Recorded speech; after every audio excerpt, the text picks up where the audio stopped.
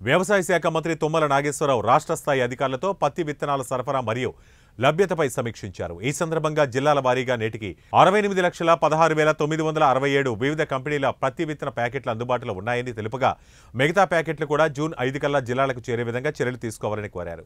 అదేవిధంగా ఇప్పటికే అన్ని జిల్లాల్లో అవసరం మేరకు ప్రతి జిలుగా విత్తనాలు పంపిణీ చేసినందున జిల్లా కలెక్టర్లు అవి రైతులకు సక్రమంగా చేరే విధంగా అన్ని చర్యలు చేపట్టాలని, అదేవిధంగా ఎక్కడైనా రైతులు ఎక్కువ సంఖ్యలో వచ్చినట్లయితే కౌంటర్లు ఎక్కువ ఏర్పాట్లు చేయాల్సిందిగా ఆదేశించారు.